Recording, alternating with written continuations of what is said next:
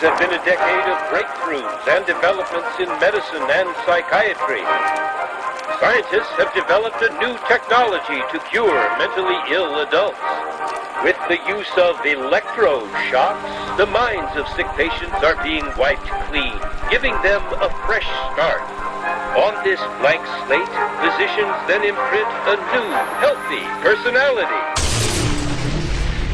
Remaking people, shocking them into obedience. This is a story about that powerful idea.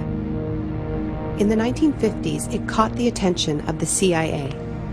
The agency funded a series of experiments. Out of them was produced a secret handbook on how to break down prisoners. The key was using shock to reduce adults to a childlike state.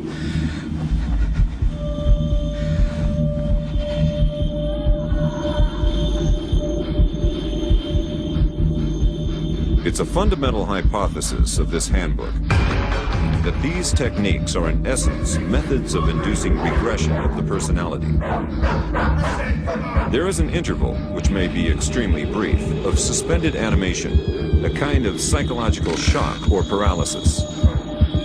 Experienced interrogators recognize this effect when it appears, and know that at this moment the source is far more open to suggestion, far likelier to comply than he was just before he experienced the shock.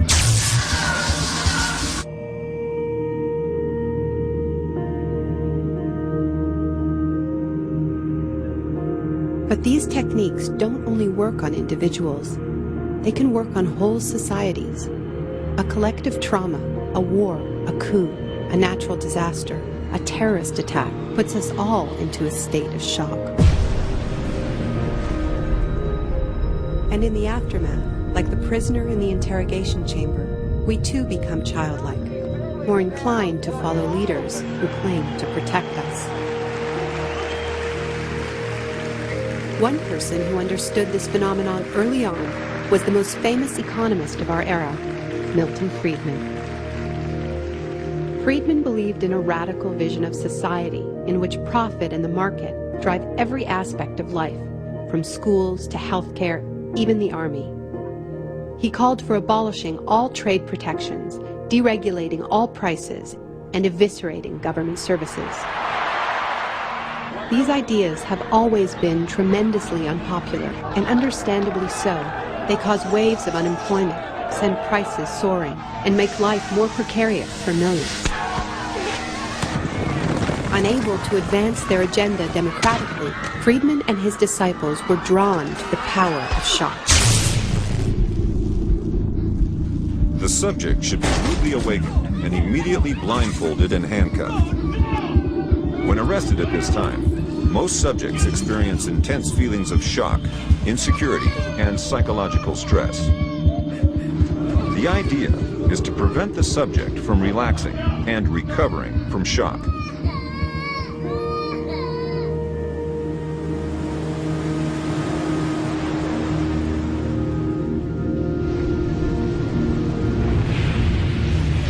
Friedman understood that just as prisoners are softened up for interrogation by the shock of their capture, massive disasters could serve to soften us up for his radical free market crusade.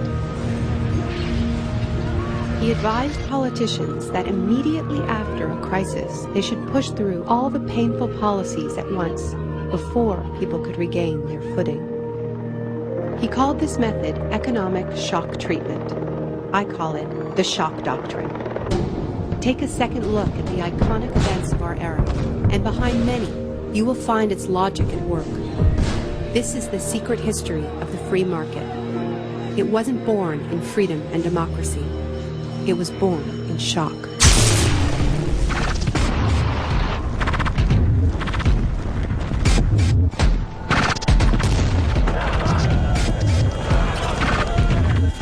Let's just...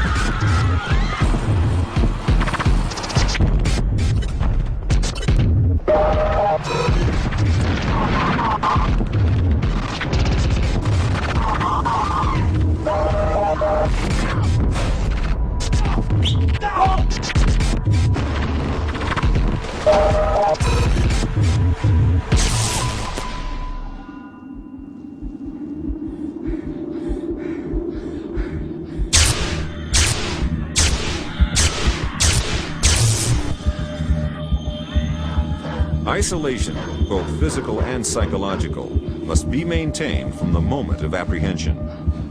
The capacity for resistance is diminished by disorientation. Prisoners should maintain silence at all times. They should never be allowed to speak to each other.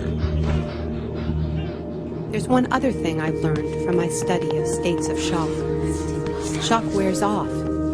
It is by definition a temporary state. And the best way to stay oriented, to resist shock, is to know what is happening to you and why.